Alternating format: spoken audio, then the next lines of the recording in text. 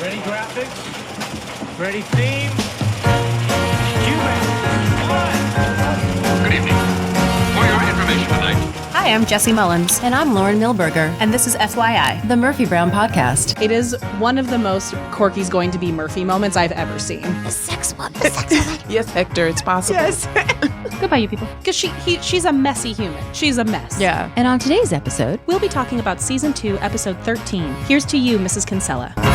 hi, this is Lauren. And this is Jessie. And welcome to another episode where we have a third chair. Third chair, will you please introduce yourself? Hi, I'm Lisa Darden. I'm an actor as well as a board member of the Fair Housing Justice Center. We fight housing discrimination here in New York City in the 5 boroughs. And overall, married woman with a dog. Yes. Pretty much it. You're the true every woman. Mm-hmm.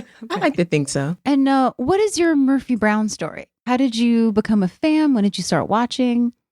I was pretty young when Murphy Brown came out. And I mean, it was just one of those things where is this a revolutionary show that I saw on TV that I definitely could gravitate to, even though she was this woman that was in her 40s. But to me, it was so revolutionary to see an older woman, even though she was a white woman and as a Black woman, there was differences there. But it just was so revolutionary that I just loved the show. But on top of it, I mean, amazing actors. So that was another thing that drew me to it. But just overall, just this amazing, funny show with this older female lead was really what drew me to the show. That's great. I mean, I think that's really what drew us to the show. When we were also fairly young when we started watching it. Yeah. The most amazing thing about doing this podcast, I think Jessie would agree with me, is we've met so many people who have a very similar story. That they were, preteens or younger when they watched it. And there was something about this strong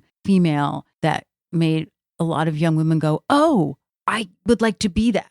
It didn't matter that she was an older woman. Yeah. Yeah, it's something we talk about a lot. It was very formative for our worldview because it was there during those times when we were young enough to not think it was strange. And we talk a lot about, and I'm sure you can definitely speak from your own experience about why small movements toward further diverse representation is so important, because being a girl growing up seeing empowered, sexually viable, independent women made me be like, oh, cool. So when I'm an older woman, I'm not out to pasture, and seeing that as an honest thing. So that's why putting more and more people, more different people in front of the lens is important. Yeah, truly. And, for me, Murphy Brown didn't live a conventional life. Mm-hmm. And when I was a kid, one of the things I would say is oh, I want to be the first lady of a church, And then I thought even 6 months after I said that stupid statement, I was like, no, I don't think that's what I want to do. I want to have a career. And you had really great examples like Murphy Brown, who didn't have a child when the show first started, who spoke her mind. People were afraid of, because she was tough, and which is something that I can definitely, lean on, because I kind of have that tough attitude. And so there were some similarities there that I could definitely latch onto and needed when I was growing up. Representation wise, I felt like Murphy Brown, the creators and showrunner and such did a good job in trying to incorporate us. But at the end of the day, she was just such a symbol for me of just this tough woman that really had a great career and lived life on her terms, so that's what I gravitated to the most. I find it interesting that this is the reason why you loved the show, because when I asked you who your favorite character was before we, were talking about you coming on, you said it was Corky. Yes. Corky's fun. Corky's fun, yeah. But in a way, she's a strong woman, but particularly throughout the series, she was supposed to be this sort of, yin and yang to Murphy. Yeah. So I love the fact that that's the reason you wanted to watch the show, but you still love Corky. Because as we've been going through the show, started to see Corky in a different light. And I had, I think, completely written Corky off. And now I see her so differently as an adult. Yeah. I'm very defensive or protective of Corky. And it's been so nice going back through this and giving her credit where in a younger lens. Things are, it's a lot easier to stereotype. And one of the things I love about this show is how none of these people fit into a stereotype. It's that, you see them at first and they immediately start breaking down these concepts. And it's very easy to look at Corky's character and assume that she's going to be the foil to a Murphy, that she is the opposite and all these things, but she is so nuanced and she has so much growth. And I love watching from an adult perspective. I appreciate so much the care that the writing team went into giving these characters that could so easily be written off as the boss bitch, the playboy, the dumb blonde, the old man, like all of these different stereotypes, and just blew them apart bit by bit. And you know what's funny? When rewatching the show to prepare, I realized also how much I loved Eldon. Yeah. Because anytime I would watch any of these shows with an all-white cast, like we watched these shows, Murphy Brown and Mary Tyler Moore and Sybil in these shows, but most of them, except for maybe shows like Designing Women, like Designing Women had a African American, actor on it, and as a cast member. But in rewatching the show, like when Eldon says to Murphy, "Oh, you dance like a white girl," and it was like, because watching the show, I was like, "Oh, he looks like he might have some olivey-ish skin," Oh, like I actually, he was one of the people that I loved on the show. And it's because there was some sort of similarity there. And, when he was dancing, like he really moved his hips and stuff like that. He's Italian. Yeah, he is. And from Jersey. Exactly. Yeah. So he was one of the people that I really loved on the show because I was like, oh, okay, there's some ethnicity there. So I would gravitate to him a lot. But I loved characters like Corky. I loved, Murphy's the anchor. And so she was the pull, the original pull. Yeah. But it's like, when you're a minority, like we loved these shows and we knew how revolutionary they were and how wonderful they were. But it was kind of like trickle down economics for us, because although it was great for, white women, it really didn't translate to us, but even different things like Corky, like I can see Corky in myself, in like figuring things out, and smart, a smart girl, but funny and fun at the same time. And viewers liked her hair, you know what I mean? So there was that relatability there and in that kind of way as well. Yeah. And now knowing the whole series, she has the biggest full arc, I would say, of the entire series. Mm-hmm. And she becomes Murphy, but she becomes her own version of Murphy. Mm-hmm. Yeah. I mean, she's able to become her own version of Murphy because of the people like Murphy who paved the way before her. It's like that great kind of next generation is because Murphy and her peers went kind of that full third wave that they had to take the men's roles away. Women like Corky were able to come in and retain their own femininity and, style and still be the bosses at the end of the day. Yeah. Yeah. And something we've talked about is that the show is undeniably a white show. I mean, undeniably. Yeah. But something I appreciate about that statement from Eldon, from her love of Motown, when we have Aretha come in like this, is that unlike many shows of the time, it's not an erasure of people of color within the world around them. I remember so many shows from that time period where it was an all-white cast and there was just kind of no acknowledgement that anybody else existed. Mm-hmm. So while I'm not going to give white people a pat on the back for that reality, it is nice to know that at least those lines were written and that music was highlighted. Yeah. And it's kind of bittersweet because watching the show and, how much she loves Motown, and it's like, it spoke volumes about Murphy herself. Definitely gave her some cool points too. But then at the same time, it's like, as an African-American woman, like we want participation. Mm-hmm. Like we don't want an honorable mention. Yeah. And I thought it was great that Diane English, had her love Motown so much and adding that to the show. And they definitely made attempts to include minorities. Like you would see them in The Office, and even the episode where they go to the all men's club. There was an African American employee there. And there's a member of the club that's African American that Murphy Brown speaks to. So that's nice, you know what I mean? But you still didn't feel fully included, and you just felt like you got an honorable mention. Yeah. You know, and then a lot of times for African Americans, it was our food and our music was the only thing that white society appreciated about us. Everything else could be thrown away. So it was almost once again taking us for our music and not fully taking us, you know, but you have to appreciate the attempts at the end of the day, because at that time, it wasn't like now, of course, where we see like LGBTQ and we see, you know, all different people with physical disabilities on shows, and just more of an attempt to be inclusive. So those were things when rewatching the show, was like, oh, like she loved Motown, but at the same time, like there was no Black cast member. So it just felt halfway for me instead of full participation in a show that you could feel like, wow, okay, we have a part of this, you know? So it's bittersweet. But she definitely got cool points for it at the end of the day. Well, and that's the thing, is like it's a very privileged position to be able to get cool points for listening to another culture's music. Yeah. You know, like it's a very nice position to be in that needs to be acknowledged.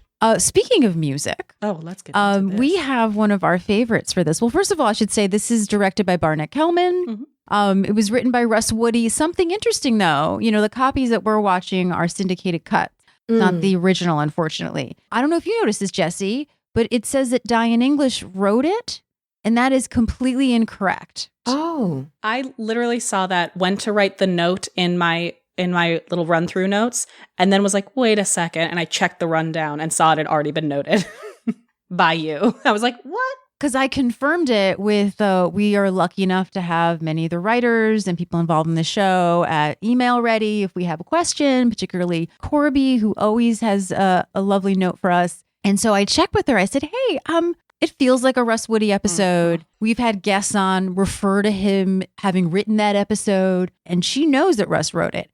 It aired December 18th in 1989. So Superstition is the first song. It's by Stevie Wonder. It was a #1 hit for Stevie in 1973. I realized we didn't actually talk a lot about Stevie Wonder as a person. We just talked about the song last time. Stevie Wonder has sort of two parts of his career. He has where he was signed by Motown at the age of 11, and he was little Stevie Wonder. But he had his money put in a trust, which I thought was interesting, until he turned 21. And then in exchange, Motown would pay for his tutoring. So in 1971, Stevie turned 21. He was no longer little Stevie Wonder, and he had to re-sign with them, and he had some demands because he was a big selling artist. So he wanted complete artistic control before he had been writing songs with other house songwriters at Motown. He wanted his own publishing and a better royalty rate. After that, between 1974 and 1977, Stevie won 3 Album of the Year Grammys. In 1976, Paul Simon, when he won, thanks Stevie for not putting out an album that year. So Superstition was released on October 24th, 1972. It was on the Tambla label, which is where Stevie had always had his songs released. And it was his 15th studio album, Talking Book. But this is sort of where the story gets a little interesting. And I never knew this. Guitarist Jeff Beck was a big fan of Stevie Wonder, and he wanted to be involved with Stevie's songwriting. So he said that he would come and record his next album, any guitar things that he needed, in exchange for a song. That song was going to be Superstition. And Jeff does say that they worked on some instrumentals that sort of inspired Stevie, but that ended up not being on this particular song. And there's only one song on that album that he ends up being involved in. But there was a little bit bad blood because Jeff was going to release it first, and then Stevie was. But Berry Gordy knew that this was going to be a big hit. Okay. And Jeff was supposed to release it at a certain time, but he sort of dragged his feet. He didn't get in the recording studio and just kind of took his time. And so Stevie was under the impression that it was going to come out at a certain point, that his album would come out in July. And so there would be a large gap in between, obviously July, October. Berry Gordy knew different, though. So Superstition came out first. Jeff was a little upset about that, but I think he also would say that it was kind of on him for dragging his feet to not record it. And he does regret that. And who knows what Stevie knew, but Stevie says, I didn't know. I thought it was going to come out in July. And it became obviously this huge, huge hit. Every single instrument in Superstition is played by Stevie Wonder. Jeez. Yeah, including, and I hope I say these correctly, a clavinet and a moog bass. Gesundheit. Thank you. I'm like, that sounds right. I couldn't tell you. Yeah. Yes. It's considered the most famous example of a clavinet keyboard. Also, some synthesizers. Tom Brehan of Stereogum, he believed that the song was an oblique criticism of racism or conservative policy, whereas at the time, Stevie said that it wasn't at all, but later on has said that, you know, at the time you had Vietnam and Watergate and Nixon resigning, and that he says that he feels that it is actually about being a black man in America at the time. But, you know, sometimes people will say one thing and then change their minds and then go back and say it again. Yeah. Well, and then sometimes for African-American artists, you can't give your true feelings at the time. Good point. Really good 'Cause, point. You know, the success of the song might be affected if you truly share Yeah. the intent behind the song. So, and he's a genius, and you know, and has been in the industry for years upon years. You know, starting from a kid, so he knew how to navigate some of those waters. So, you know, maybe he did change his mind, but it might have been just to protect the song so that it could get out there. Yeah, knowing what you need to do to find success. Wonder went on to be the first Motown and second African-American musician to win an Academy Award for Best Song, which I did not realize this, for The Woman in Red. Yeah. Oh, I Just Called to Say I Love You originated in that film. nice. Yeah. Do you have a favorite Stevie Wonder album? Do you, Jesse? All of them. Oh, I know, right? yeah. I mean, he's just a genius overall. And definitely still, after all these years, we'll be like, I need me some Stevie Wonder right now. Yeah. You know, just the way he can phrase things can calm you down, but still acknowledge. And that's one of the things that I love about Stevie Wonder. But hearing these crazy instruments that he played, like that's his genius. Yeah. Like, you know, he probably was pulling things out of the closet that like nobody played. Just made amazing music. So to me, just all of the albums. But I mean, we still, African Americans, for our birthday, we sing "Happy Birthday to you," you know, because that's just our thing. You know, he's just so ingrained in American culture, but the Black community, absolutely. Yeah. I mean, I can't imagine what he would have done before he was 21 if he had had full creative control. Oh my gosh. Yeah. Like they were holding him back, apparently. Yeah. Well, I feel like I have the same thing with Stevie Wonder that I do with my very beloved Prince and Earth, Wind, and Fire, where I just love them so much. And they're so unique in what they do that I can't pick a single favorite, even an album, because it's just what my body and heart needs that day becomes the favorite. Yeah. yeah. They are transcendent. It's so funny you bring up the Happy Birthday song. Last year on the weekend of Martin Luther King Jr. Day, I went to the Unitarian Church in Chicago, being like, I just want to like be around some like open-minded people. And their kind of anthem song for the day was that. Was that song, because that's who it was about. But it was so great to see people celebrating in this kind of non-denominational celebration of this man's life with Stevie Wonder. It just felt like the most incredible mixing of culture and awareness and love and activism. And I was just like, God, I love this song. It's so good. Yeah, but and then that's what music can do. You know, it bridges so many gaps. Yeah. And then half the time, some people are not even realizing what's happening, like how many gaps are being bridged. And they're like, wait a second, no, you know, I stand on this. And it's like, no, it's a universal language. And when you have geniuses like Stevie Wonder who can do that, he's just hats off to me. One of the best musicians ever and best artists ever. Well, Superstition, Rolling Stone ranked it 74 on their list of the 500 greatest songs of all time. We're about to get into like the episode itself, but the first thing I wrote was that it is one of those few songs that everyone knows in the first 3 notes what the song is and starts going into it. And I was like, Man, I Feel Like a Woman by Shania Twain. You hear those first chords and everyone goes, let's go, girls. Like you hear Superstition and everyone's like, very stupid. Like you immediately start singing it to yourself. You cannot help it. You just know. It's extremely catchy. Yeah. Yeah. And it's great, I think, for this opening because it really sort of, kind of gets you into it. even though it kind of doesn't really have to do with the episode. I think we'll get into that. So one thing I do want to talk about also really quick is just mention is obviously Here's to You, Mrs. Kinsella is a riff off of Here's to You, Mrs. Robinson from The Graduate, directed by Mike Nichols, who's a friend and collaborator of Candice Bergen. And Candice Bergen was actually considered for the role of Elaine in The Graduate. Of course. The original idea, because the book is about a lot of blonde, waspy people, which actually tested with Robert Redford, but they felt that none of these sort of gorgeous blonde men were the underdog. And so they ended up casting the complete opposite, which of course was Dustin Hoffman. Yeah. And Buck Henry, who wrote The Graduate, passed away, and also a guest star on season 1 of Murphy Brown. Yeah. He's 89 though, so good life. Good life. Yeah. But it's still tough. Yeah. All right, so should we go into it? So, as we discussed, we open in our opening montage to Superstition by Stevie Wonder. And I call this the Odyssey of a Coin. It reminds me of that movie $20. Yes. So I saw the red fingernails going to pay for something, and I was really trying to figure out whose hand that was, how I'd forgot. I was like, is that Mrs. Kinsella? What is going on? Long story short, there's a pair of hands with some red fingernails paying at what must be a bodega. So real quick, I just wanted to talk about something. Let's go. Because I was curious if this was the first time maybe we saw condoms on television, or if it would have been, in fact, I asked Corby if they had any pushback and she said no. What I found out is that the first condom commercial did not air until 1991 during an episode of Herman's Head, which is the most 90 sentence that I've ever uttered. Anyway, continue. And this is where the Odyssey begins. For a pack of gum, and they happen to get a quarter back. We see them take the packet of gum away. They take the quarter. The next thing we see is a very male face eating a stick of gum, talking on a payphone, which I forgot about payphones inside bars. Even though we're in Phil's all the time, I just forgot about that as a thing.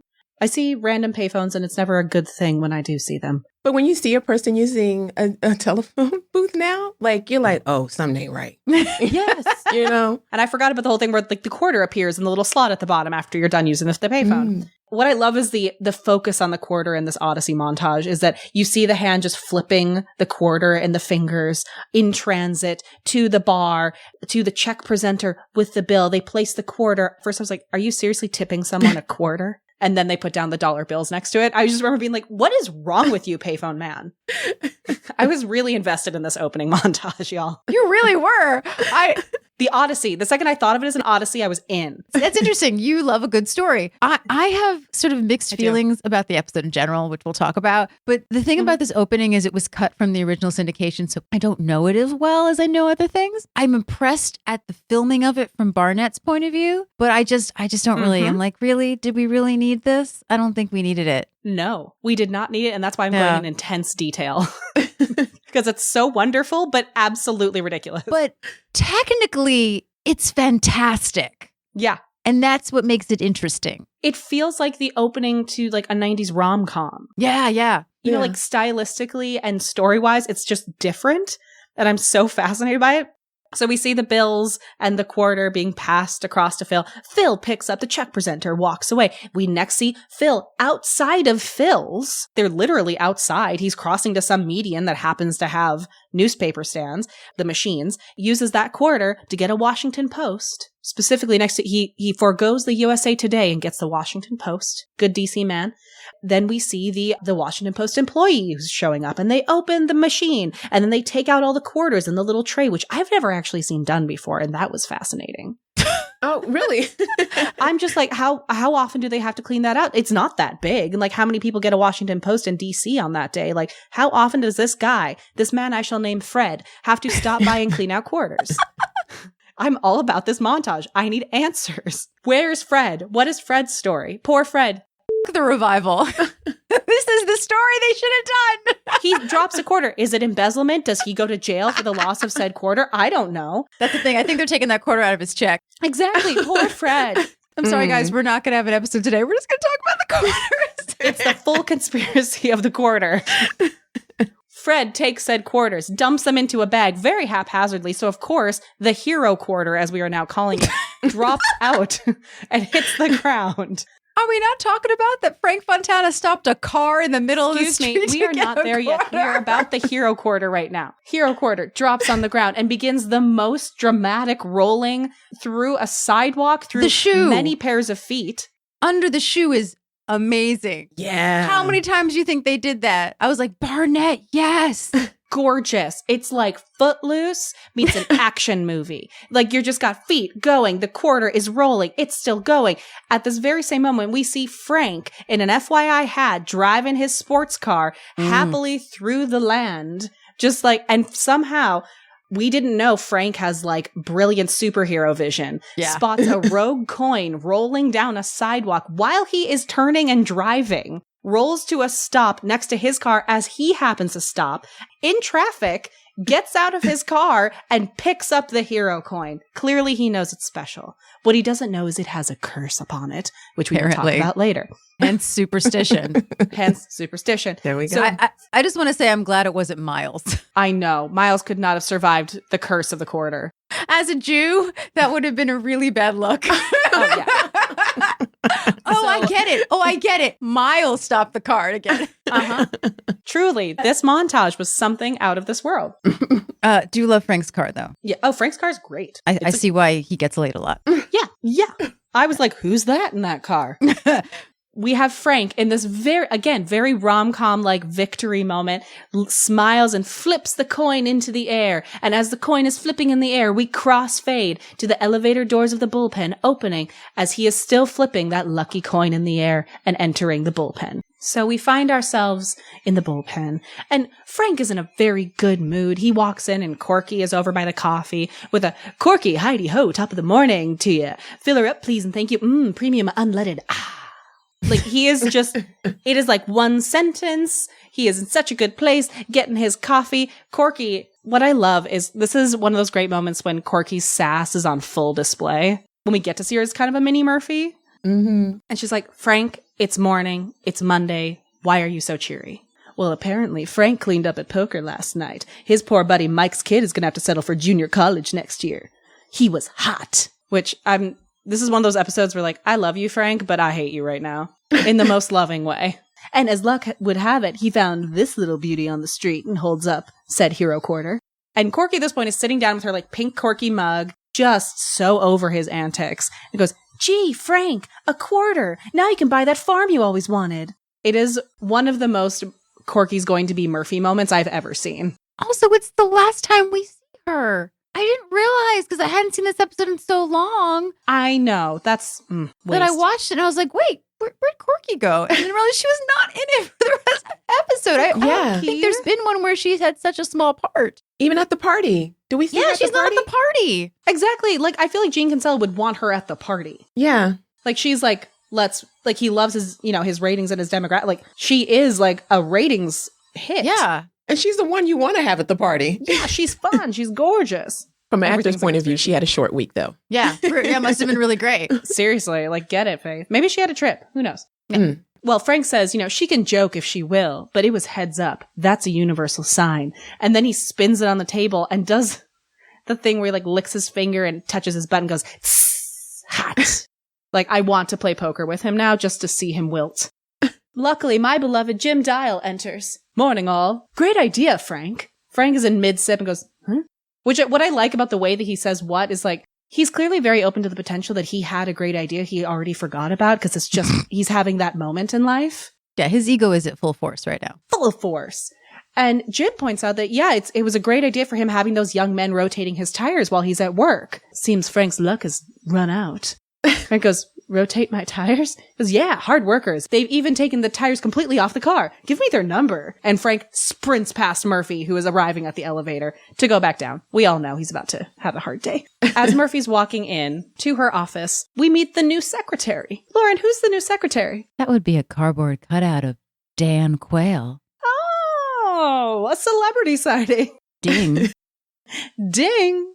What I love is she stops, sees it, and just turns to not the gang, but the other workers in the bullpen and just goes, bet he can't type either. Also, it's our first Dan Quayle mention of the entire season when he was mentioned almost every episode in season 1. Uh-huh. So Murphy heads into her office, very closely followed by a frantic-looking Miles. Miles scurries into Murphy's office in complete panic. I love that Grant, his body is even sort of hunched over. Mhm. Like, it's not just the speed. You're like, something is up with him. So he has to talk to Murphy, but Murphy is just way too busy. She's not really there. She has to plan Gene Kinsella's birthday party. By the way, when Gene later on says it at his 60th birthday party, I really was guessing it was more like his 70th, which I think just really shows how age has changed so much today.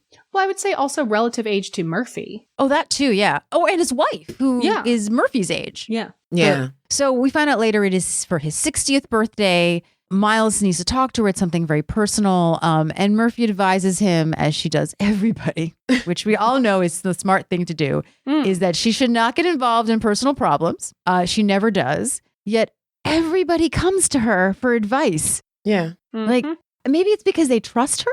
Because she's like such a smart, strong, capable woman? I don't know what. She doesn't exactly have a history of being a good judge of anything. Yeah. But women like her, like, that's who you want to go to. Yeah, I guess But so. then, like, I felt like she kept saying, like, that's not my advice. That's not my advice. Because at the end of the day, like, you get blamed for it. Yeah. If it doesn't go well, you get blamed. I worried also that she was so used to giving bad advice that she was really worried about people like taking it. But it always cracks me up season after season where everyone's like, Murphy, I need your advice. I'm like, really? She does not make the best life decisions. No. Have you not learned? No, it's not a good thing. No, but I love how she really got into it when it got juicy. Yeah. Oh, yeah. Oh, yeah. That's me. Yeah. I was straight up feel like, oh, yeah. Tell me what's going on. But when it gets juicy, I'm like, fully leaned in. I thought it was so cute. That turning point is the why Miles, you little jackhammer. That's the moment. Oh my where God, you're just that like, line. Yes. Because she's a messy human. She's a mess. Yeah. Yeah. She's surprised. Yeah. Like, she knows Miles pretty well, but I'm sure she doesn't see him as sort of this sexual being, not to mention how guilty he feels, that this does not seem like something that he would do. I think that if Corky came in the same situation, she would be like, oh, yeah, just because it's interesting. Whereas Frank came in and was like, yeah, I had sex with this woman last night. She'd be like, okay, cool. Because he's freaking adorable. He is adorable. It's like you want to scoop him up and be like, it's not that bad. Relax. Well, you don't look at Miles and think virility. No. Because of the stereotype. Grant Shaw, virility, yes. But like the stereotype of Miles' neurotic, tiny little self is that he's a little boy. So like this like kind of impressed quality that she has is like, oh, maybe the boy's become a man. The only thing that sort of gave me pause, and I think this might be one of the many reasons why I never really loved this episode and I haven't seen it in a long time. Brand is great in it and Candace is great in it. And I'll talk about later some of the issues that I wish that they had delved more into, even though I sort of hate that as a criticism to be like, well, I wish you'd done this, but I do want to talk about it in this capacity. A lot of his guilt to me felt like Catholic guilt and not Jewish guilt. And that really threw me off. Okay, that's so funny you say that. Is that interesting? Okay, what have we I have a moment in here where I say that there is, well, at the end, essentially, him and Frank are literally like Jewish guilt and Catholic guilt going toe to toe. That is true. At the end, I did go, okay, end. I see this. And yes, we don't really believe in hell, but there is sort of, kind of some very religious people have sort of a version of it and things like that. So it depends on like how religious you are and what kind of Judaism you believe in. But technically, we don't really have a hell. At least I was not brought up with that. And so when he talks about it from sort of a moral point of view, I was kind of taken out of it a bit, but that also might be just my experience because there are Jewish men on staff of the show. So it's not like it's all written by people who weren't Jewish. Yeah. But he's just an erotic person in general. So he feels bad about everything. So maybe it's just, again, it's a comedy. It's heightened. Yeah. I thought it was super cute when he was like, they used every inch. Oh, that was hilarious. Yes. Room. I will never look at a luggage cart the same way again. And I was like, honey, she used every inch of the hotel room. Yes, she did. You just, follow her lead. Well, my favorite part is when he goes, she was old, at least 40. And Murphy's like, I don't have time for you right now. But also like kudos to the adult woman, the mature woman who knows her body and knows what she likes and used every inch. Well, that's the thing that we're going to get to later is I wish that Lois was in it more. I know. There was so much testosterone. Yeah. It's just men talking about women. Yes. So Miles went to this broadcast convention in Boston. He went into the bar Although I wrote bar and I realized he said cocktail lounge, which to me felt like a very old term. Like, I don't think anyone says cocktail lounge anymore. Oh, yeah, they do. Do they? Okay. Do they? Yeah, because I mean, I know from 10 years of working in New York City, like that's a very specific job you can get. So he was looking for nuts, cappuccino and pistachios to be specifically. And I was like, Miles is a child. Mm-hmm. That's all he went in for. And he didn't think that he'd find a woman wearing a red and black knit thing and perfume that just went up his nose and just pulled him in. Grant is really, really great in this scene. But still, Murphy could care less until he mentions that they ended up, quote, where the rooms are. His phrasing in this episode are actually pretty hilarious. They are. He's so pure. Brings us to Miles, you little jackhammer. Miles is just crazed because he has never had a meaningless one-night stand and he thinks he's going to get killed by a truck. Oh, sweetie. Yeah, really. I think at one point he's like killed by a truck and they'll all look down and go, he deserved it. So this is when Murphy, as Lisa pointed out, it really gets her attention. She sits on the edge of her desk. She wants to know every detail. She wants to know what he was wearing. Yes. And this is the way that Murphy is looking at Miles, like, you know, you little dog. Like she's like proud of him. He all of a sudden became very interesting to her. Exactly. Yes. He said that they were animals, that they used every inch of the room, including, as we mentioned, the folded luggage rack. Whoa, Miles. Her name was Leona. She was knowledgeable. She was old, at least 40. I'm busy, Miles. That actually was my biggest laugh of the entire episode, I have to say. There's a second one in the next scene. I literally cackled. So Miles just sort of wallows in self-pity that he deserves it, that he has no one to blame but himself. Murphy wants to be sure that, you know, he took precautions. She had a variety pack, probably the variety pack at the beginning that we saw being sold. So Murphy really doesn't think that there's anything wrong, you know? No one got hurt. Miles says that he used a fake name, so there's no way that she can find him. Murphy pries the name out of him, and it's Hector, which reminded me of Anthony Weiner's online alias, Carlos Danger. Oh, my goodness. Yeah. A Jewish man using a Latina name. Yeah.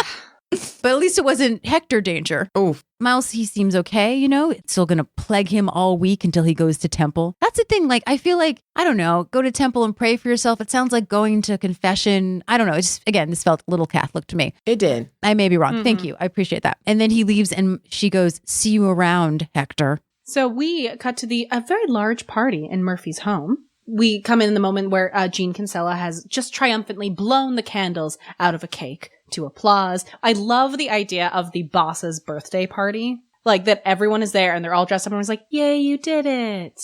Like there's just so much polite waiting for him to blow out candles. Don't fire me. Do-do-do. I love you so much. At that moment, Murphy, hostess with the mostess, she's in a great dress. It's like black long sleeved. It's got like gold on the cuffs, gold on the hem. And she's got a gold necklace. She's gilded. So she raises a glass. She knows she can speak for everyone in saying that Jean is not only a great friend, but the VP of network news. And everyone laughs because boss's party.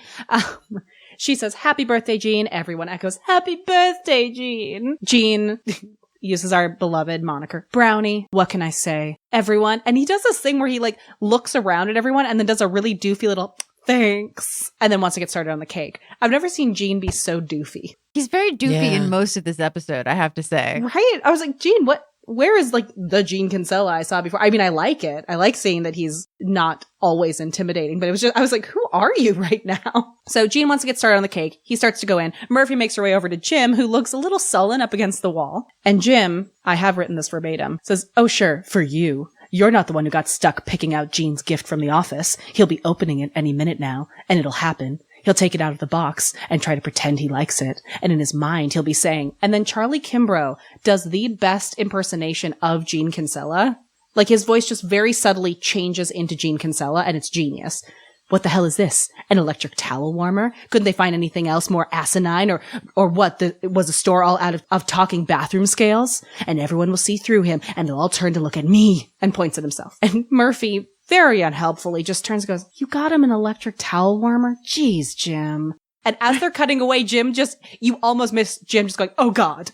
So heartbreaking. Poor thing. Buddy, he tried so hard. I know. But I feel his anxiety though. Like when you buy a gift for the boss, and then it has to be opened in front of everybody, and you're just like, goodness. And then it's the worst when no one helps you with getting the gift on top of it. Like if you can bounce some ideas off of people, then cool. Because you're responsible for everybody's thoughts and opinions. And then, I can't imagine. And then you got to open it in front of everybody. And then if it doesn't get the big, like, oh, wow, great, I really like it. And you get the fake, like, oh, thanks. Like it's depressing. It's hard. Much like, why do you go to Murphy for advice? Who would tell Jim, of all people, to be the one to buy a gift to represent the office? Well, he is senior anchor. But really, he's always Jim? the head. But he's not the one. No, my beloved Jim. No, I would ask Corky. Exactly. To get the gift. And that's why I'm like, okay, maybe it was like hey, in the spirit of equality, a man can go buy the damn gift this time. And I think maybe Good point. Maybe they assumed that Jim, being another older man of broadcasting, would have gotten something sensible for an older man of broadcasting, like a wallet or a tie clip or, whatever. But poor Jim obviously is overwhelmed. And then, and Doris wasn't available to go with him, So as Jim is in the middle of a full meltdown in the corner, we cut over to Frank, who's over by the bookcase and in the middle of telling us a very sad tale to a new woman. We don't hear her name. Beautiful off the shoulder black velvet dress, great nice. Earrings. Mm-hmm. She looks great. I mean, setting up for I get it. Yeah. She gorgeous. And Frank's in the middle of saying that, he's usually not the one to complain, but after a day like this, after he fished his keys out of the sewer grate, he went to the cleaners and they had lost 3 of his favorite suits. And this is when he notices the woman. He goes, oh, am I boring you? The poor woman just gives this very valiant, no. And without skipping a beat, he just launches back in to talk about how his car blew a valve. And she finally interrupts him by going, Frank, your egg roll is leaking. Frank's not having a day.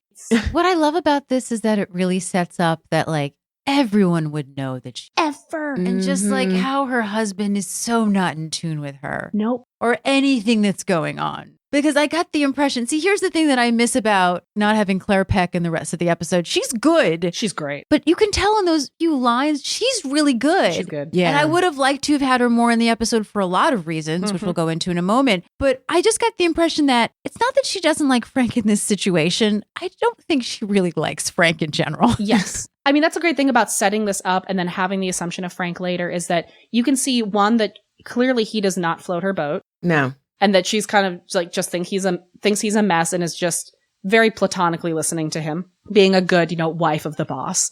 And also, he is not looking at her as a viable option. And this is Frank, who, anytime there's an attractive woman nearby, will be, flirting in some form.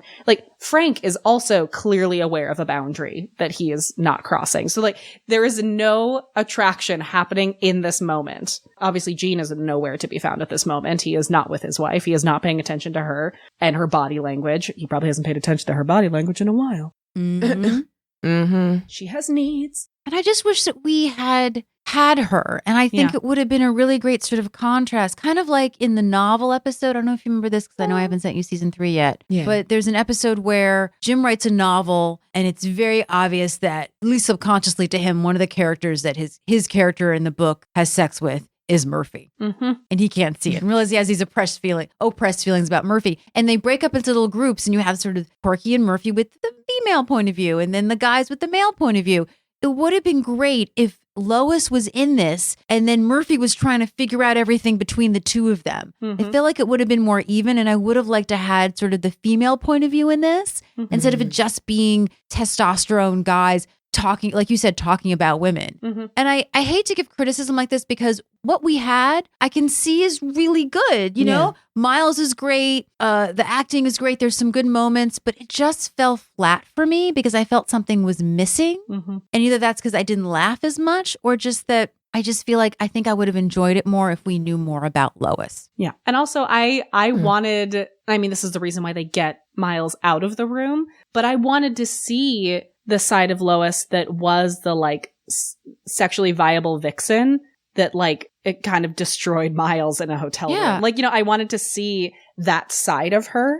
There was somebody who had agency and independent and had these needs to be filled as opposed to being spoken about as just a woman who couldn't keep it in her pants. I mean, she didn't have to be there. And I wonder if maybe she was cut from some of it. Mm-hmm. He could have just found a picture of her in Jean's office. Mm-hmm. That would have been fine. We didn't even have to see her. So I was really kind of surprised. I am glad that we did see her. Well, and I think they set her up so in an interesting way in that no, Frank is not the type she would be interested in. That's true. We did need to see that. But also, you have Miles, who would be the more probably a generous lover, be more in tune with listening. Because they said he even said like we talked a little or something like that, and I enjoyed her.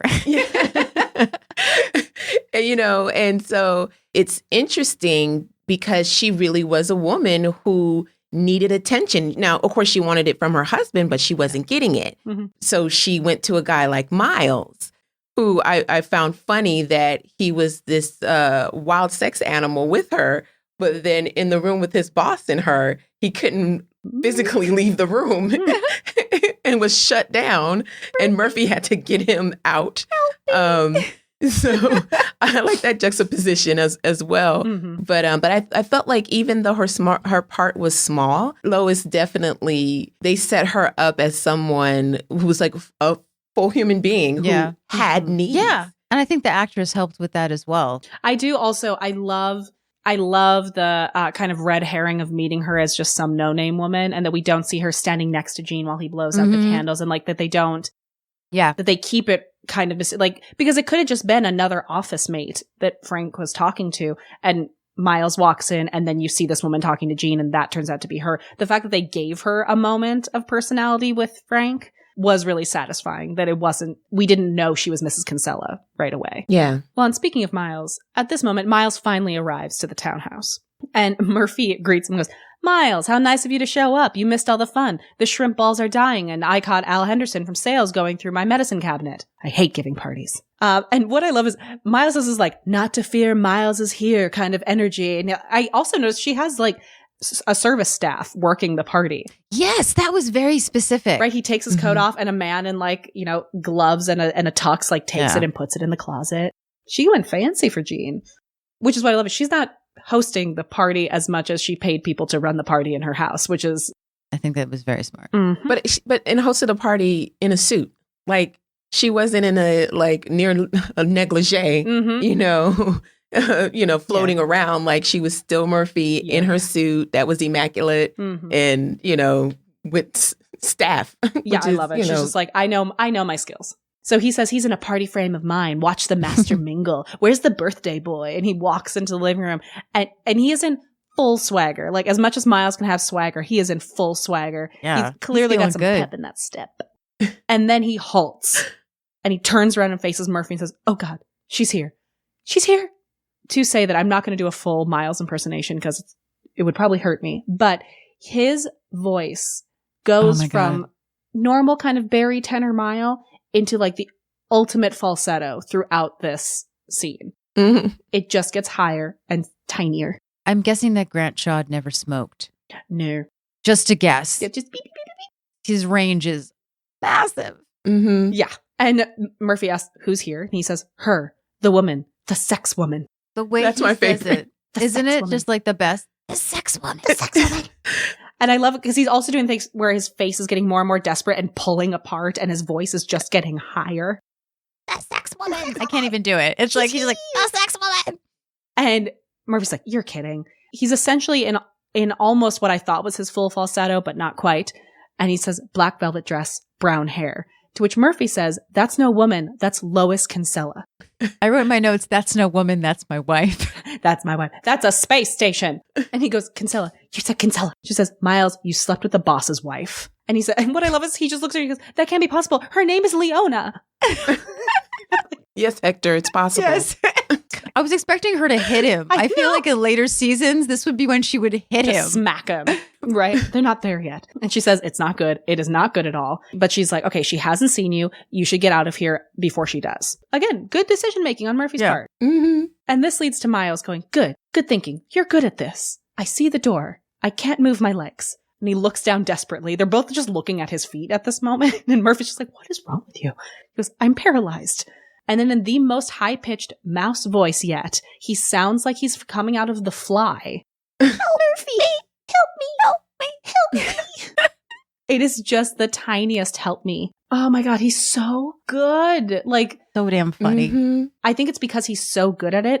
People don't realize how talented he is and how much effort goes behind doing that so well. Yeah. It's a skill. It is such a skill. Yeah, and he heightens it just enough. It's not necessarily reality, but it's grounded in reality, so we don't question it. But you still see someone you know. Murphy just puts her arms around him. Come on, Miles, you can do this. And then she starts to walk him to the door and then pitches her voice louder and says, of course I understand, Miles. If Walter Cronkite wants you to read a chapter of his manuscript, you have to go. And she gets to the door, opens it, doesn't realize he's still there, and slams the opening door in his face. Just beautiful, beautiful comedy. I love that physical comedy. It's really good. Then she says, I'll save you a piece of cake, and shoves him out. I knew exactly what she was about to say next because it's a trope, but it's so satisfying. So she slams the door, walks back in. That man never stops working, laughs, and keeps going into the party. She's your homegirl. You know what I mean? She's got She is you. the person you go to for advice. Yep. She's the one who can get you out of a room. Mm-hmm. Yeah, she doesn't have it all together, but she has it together enough that she is the one that's going to have your back. And that's what we love about her. Yeah, it may not be a clean solution, but she'll get the job done. Yeah. Straight up. Mhm. And even later in the episode, you see her where she's like going to tell Miles, like, you're good. You know, you're okay. It doesn't work Yeah. out, but, you know. She tries. But like, that's your homegirl. Like, that has your back. Mm-hmm. Cut to Miles just sort of coming off the elevator like his feet are on fire, going right to Murphy's office, shutting the door. Murphy has been looking everywhere for him. She seems a little concerned about him. And Miles just really sort of paces back and forth. And he's just being tortured. You know, he has to tell him the truth, even if he has to pay the price because it's the right thing to do. And this episode is really interesting because you get a sense of Miles' moral compass. Which I also think kind of goes back to season 1 when, as afraid he was of being killed by a hitman, Miles knew that the right thing to do was to not stop Murphy's story, even if it was against, you know, him living. So this does sort of, you know, thematically, I think, key into his character. But Murphy reminds him that she hates giving advice. But if he's asking her opinion, she's like trying to get permission to be like, I'm bad at this. I'll do it if you ask me. So he says that he is asking for her advice and that Murphy does not believe that Miles should confront Jean, that she's known Jean for a long time and that if he knew, he would say it, he wouldn't hide it. Jean knocks on the door and just walks in, which really defeats the purpose of knocking Jean. But I guess he is the boss. I guess he feels like whatever you're doing in there is my business. I guess, but goodness gracious. Rude. Give it at least 5 seconds. Yeah, you don't know what's happening. No. The tampons could be being discussed, since we know that's a thing in this. You know what? He should listen to that. He could use some awareness. That's true. Mhm. Maybe there can be some flow charts. Flow charts. Get it. Unintentional pun. So Miles completely freaks out. Mr. Kinsella, well, hey, I was just talking with Murphy, just chatting about this and that casually. It's like casually. So he wants to know if Miles minds if he and Murphy can have a private talk. And he's like, mind, of course not. I'll just go away. Goodbye, you people. Goodbye, you people. Oh my God, it's so good. Goodbye, you people. So fantastic. And he just runs out. So Murphy thinks that Jean is there to talk about her expense account, but he is not. He wants to talk about something personal, about him and Lois. Murphy looks terrified of what is going to happen next. So he thinks that Lois is having an affair and has a good idea who it is. He does not say who it is. He just doesn't know how he should handle it. Should he pretend he doesn't know, or should he nail the SOB to the wall? Very specific 80s character, Jean Kinsella. Yeah. Yeah. The cuckold man, and how all he wants to do is get revenge on the other man instead of talking to his wife. Which would be nice. Yeah, a lot of Michigas would have been. I just got really Jewish all of a sudden. That was amazing. And Murphy again goes, I hate to give advice, grasping for things as she's talking, but she says something really smart, actually, is that maybe it would be better for him and Lois to talk and get counseling, which is actually really good advice. Yeah. I think it's the first time ever that Murphy has given good advice. Jean agrees. But then as he exits, he runs into Frank. Frank is on his way to Iceland. Frank is not very happy. It was Jean's idea. And then we slowly start to get the feeling that Jean thinks that Frank is the one who's having an affair with his wife and not Miles. Mm-hmm. This definitely has this sort of sex farce sort of qualities to it. Mm-hmm. Actually very deft of telling the audience, what they need to know and when they need to know it. I have to say, give it some props for that. And then Frank makes the mistake of saying that he was talking to Jean's wife and how attractive she is, which just goes to show that he really thinks that there is no way that is a bad thing to say because he doesn't see her as a viable option. Yeah. Yeah. What also is terrible is that Jean gets in the elevator, tells Frank to enjoy Iceland. It gets nippy and then leaves him out there. I assumed Frank was waiting for the elevator. I mean, that's the interesting thing about Gene is even though he's a little doofy in this episode, he still is, he's a man who uses power moves. Like, I don't think you assume that you're riding the elevator with Gene. Oh, good point. So we cut to. Well, we get to find a new space that we've heard of before, but we've never seen. Miles' office. It's the first time. It is truly an 80s, 90s executive office. But also, why does the Star reporter not have an office like that? He's the executive producer. As I was watching this, I was thinking that, and then I was like, Murphy's office doesn't even have a window. Wait a second. Her window is the audience. Yeah. Mm-hmm. But still, it's a tiny office. It is. There's something about Murphy's scrappy quality that she wants to be there with the bullpen and where things happen. You know, she's got an ego, but similarly to Frank, she likes feeling like somebody who gets their, like, rolls their sleeves up, is there in the action. She's not there to be a celebrity. She's not there to be pretty. She's there to do the work, and she wants to be as close to where the work is happening. I think if she threw the hissy fit, she would have it. Sure. But she hasn't. Oh, wait. Access to the coffee machine. Also coffee. I just got it. And when the donuts come, this is a Murphy move. She wants all the stuff and all the stuff now. Yeah. Just no bathroom. The nice thing about being a woman in a misogynist world is, like, there's only a few of you using it. There we go. Look at that. There we go. You put the, you got it. There's only a couple of them there to fight for those stalls, unfortunately. Unfortunately. Yeah. But yeah, so it's 80s, 90s glory. There's like blocky leather furniture with metal accents. He has a putting green, which I feel like he got just because that's what you did, because he, you know, American Psycho.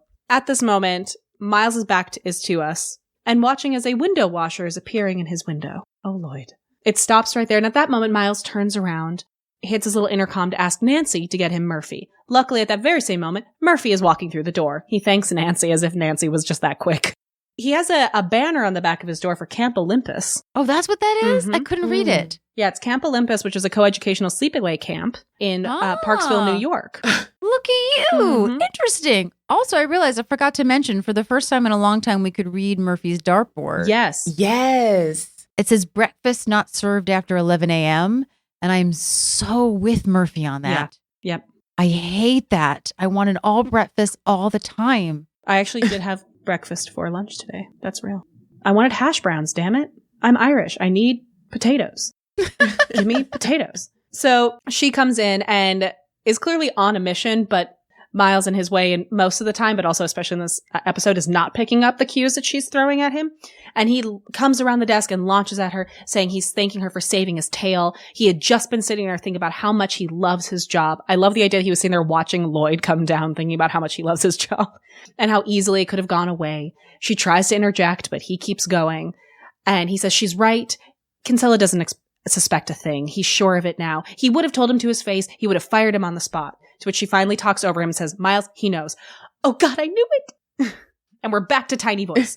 And he darts away from her, says, of course he knows. He could see right through him. He might as well be wearing a shirt that says, hey, Kinsella, I boinked your wife. Oh my God, the word boinked. I love the word boinked. It's great. Oh. And it's so obviously from a time where you couldn't say f and you couldn't say screw. Yep. But man, boinked just brings back a lot of memory. And also, boinked is such a PG version of even saying I banged your wife. Like there's something so that's right. It's not even banged, right? It's boinked. It's so silly. Like I boinked your wife. It's so Miles. It's so Miles. So he, in his angst, does his thing of throwing himself down upon a surface. But what I love is he bypasses his own chair, throws himself down on his knees to the right of his chair or to the left for us, and throws his head down upon the desk. Murphy comes around, sits in his chair next to him, which is just, bless her. And she's just lamenting about this is why she doesn't get involved and gives people advice because something always goes wrong. We begin this monologue from Miles in which he realizes these are potentially his last few moments here, and he begins his goodbyes. There's no more mornings coming in to seeing what crises are on his desk. And then he looks at his hands, goes, goodbye, desk. He slowly rises and looks over to what I originally thought was going to be like a bookshelf or something. And instead starts walking toward, and this is when we see the fraternity paddle on the wall. The paddle of a fraternity is such a specific symbol. It's very intriguing to me that Miles has the paddle. It's interesting we're in this episode where he's we're questioning his virility. because that symbol and being in a fraternity is such a machismo thing. Yeah. Like the fact that somebody like Miles would hang that up on the wall as something that people would see when they come into his office really feels like a compensation. Agreed. Like, Yeah. you know, I'm a dude, bro. Yeah. He's always trying to be a bro, Trying so but he's hard. not a bro. No, I wonder what role he played in that fraternity. Right. 'Cause, honey, Like, Miles, I don't think God you're ever bless one of him, the but- boys. he's not one of the boys. And as he's walking past the paddle, it says, "Goodbye, kitchenette with a self-cleaning oven." Which I was like, damn, that's a nice kitchenette. I want one. I was like, dang, my couch. Someone came to me with a book this thick, full of fabric pieces, so I could... And it's too much for him. He is verklempt. Goodbye, couch. And he just touches it. And then he turns, and there's a window washer. And he goes, and there's Lloyd. Washing my windows every month like he has for the 14 months I've been here. Yet again, I love these moments where we're reminded the amount of time that has passed in the series we have watched. Yeah, no, it's Yeah. great. Yeah. Because he'd already been there when we started the show. So season 1 and us so far in season 2 has been less than 14 months. And he does this like, he doesn't fully extend his arms, but he just kind of reaches his hands toward the window and says, "I love you, Lloyd." And Murphy goes, "Why do I get the feeling Kissinger is going to walk through the door and you're going to pray together?" That's also a very good joke. Except, of course, I went, that's Nixon, right? And then I Googled and I was like, it's Nixon. Okay, it's a Nixon joke. Yep.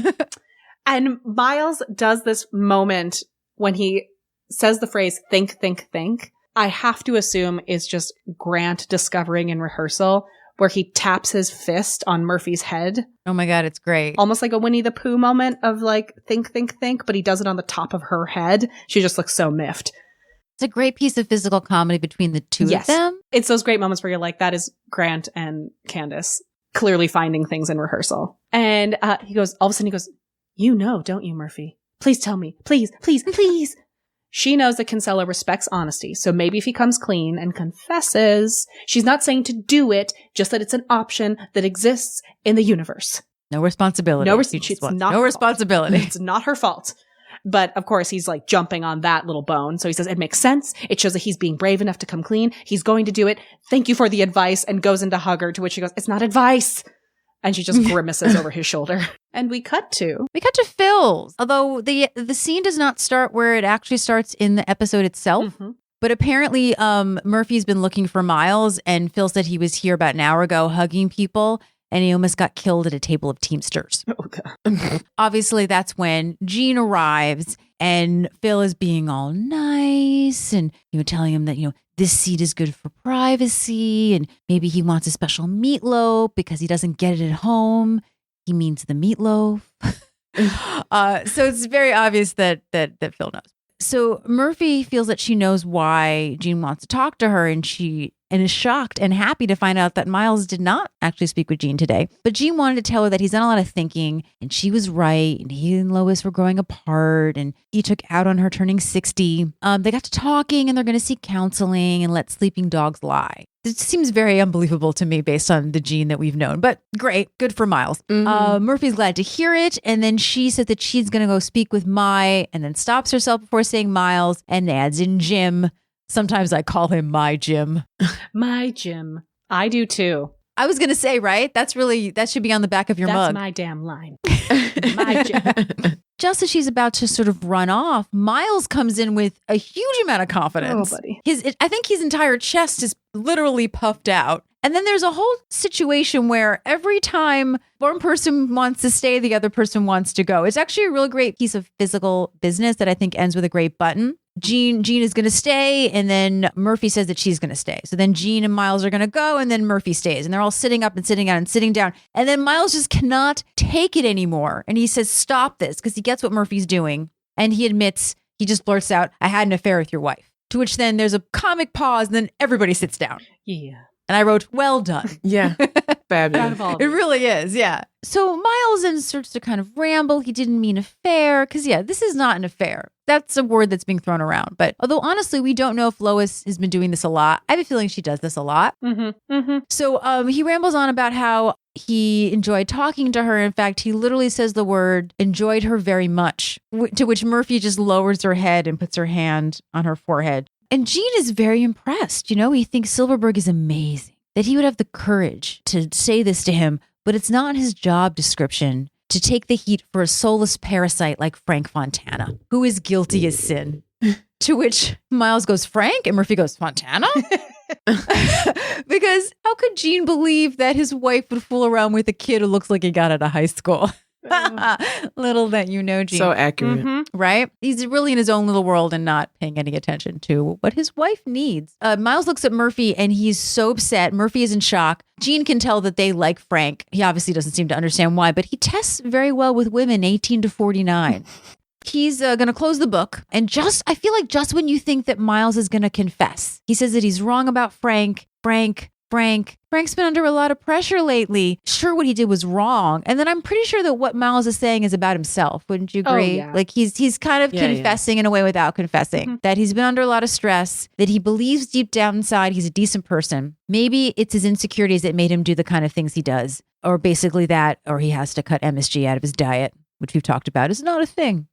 And so what's also sort of great is that it's a little subtle moment, but I think that this is Miles's arc. Yeah. Is that in this moment, he's realizing that what he did not make him a bad person. Which I think is lovely, actually, you know? Because he didn't know. He didn't know. But also when he didn't know, he also felt like a bad person. You were two consenting adults. It does not make you a bad person. You are not going to hell for that. Yeah. So Miles also wants to comment that we all know that Frank's mother is insane, but that Frank is in therapy. And with their support, he thinks that he can turn his life around. And Gene calls Miles a prince. I know.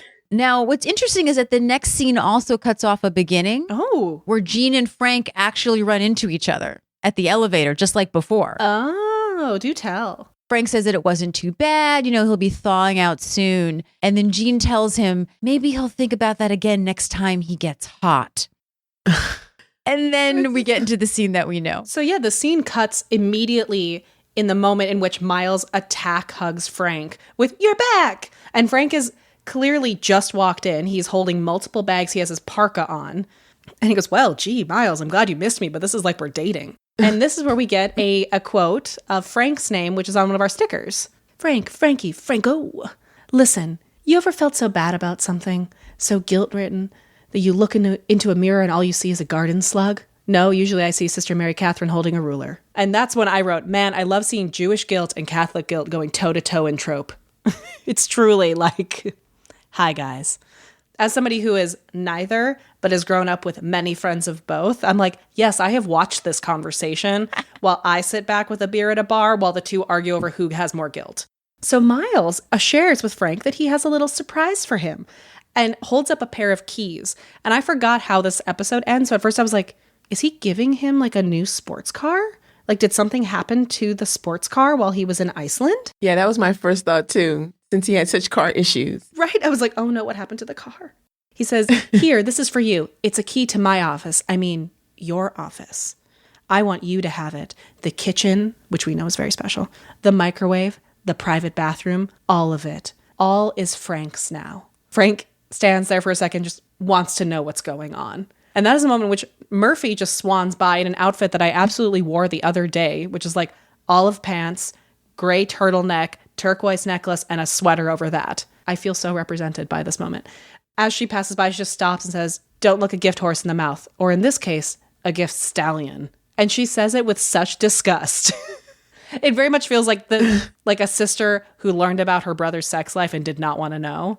I feel like this is Frank's journalistic integrity here, where he just does not trust what's happening.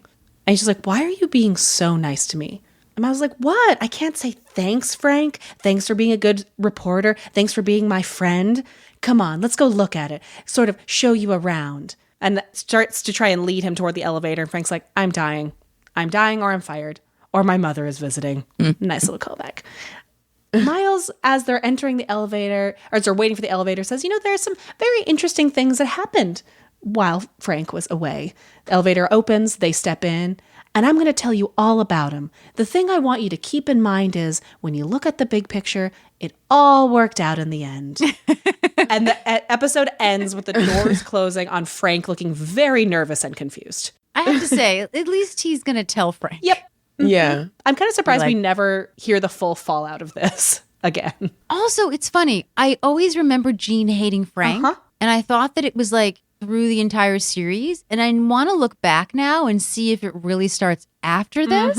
Because I just thought he didn't like him to begin with. But I'm starting to think, I think it might be just after this. Yeah. So in general, what did you think of the episode, Lisa? I mean, it's fun. Yeah. They had good physical comedy in it, overall. Miles is so darn cute. He is. And, it's just, you see this like roller coaster of up and down of him, of the whole Jewish guilt, but probably his Catholic guilt, which is kind of weird. But at the same time, like him being this wild sex animal, which he probably wasn't. He probably, it's like one of those memes that, you order you see something online and it looks like luxurious and great. And then you order it and you get it in, in the mail and it's actually looks like it, but not really. Yep. And that's like kind of like probably what's going on in his mind, that he's just this wild, That's true. We never hear from Lois. No. We never hear from Lois how she felt on her end. I was like, how Yeah. did he that could go? have no clue. Although Yeah. they did do it more than once is the impression, right? So unless they kept moving around, which seems a little difficult. So I assumed that meant that they did it more than once. I agree. Yeah, I think they clearly did it more than once. Yeah, because they did it all over the room. I feel So I like guess this- maybe she did like it. Yeah, I feel like I feel like Lois unlocked something in Miles that was very exciting for both of them. It's true. When you have a more experienced partner and one who may also ask you about your needs because you are more experienced and you know now to do that. He may not be used to that. Perhaps it heightened the experience. Yeah, absolutely. So overall, yeah, I it's a fun episode. Yeah, it's not as in depth as maybe some of the other episodes are, but it's a fun episode at the end of the day. I wish there was more Corky in it, but it was a fun episode. It's one of the few times, this happens to us a lot, Lisa, where we watch an episode and we're like, oh, I don't like this episode as much as I thought I did, or I forgot about this episode and actually it's really great. This is one of the few episodes where I'm like, it hits about where I remembered it. Like I don't Same. Yeah. dislike it, but it's not my favorite. But I'm not, like we've had several where I'm like, oh my gosh, this episode is amazing. How did I forget about it? This one was like, I have about the same reaction afterwards, where it's like, I'm glad I saw some of these interactions, but the plot and so on didn't, blow me away like others have. And I see why this probably, when they pitched it, was like, oh, this is a great obstacle for someone like Miles. And also it fits into a very specific trope, which also, by the way, trying to find more information on this trope of the older woman, younger man, graduate type thing. The Mrs. Robinson thing. Exactly. So apparently, the whole thing about women being in their sexual prime, perhaps like above 35, may not actually be a real thing. That it is sort of personal. I mean, I feel like, Jesse, you know a lot about the Kinsey scale than I do. So please correct me on this.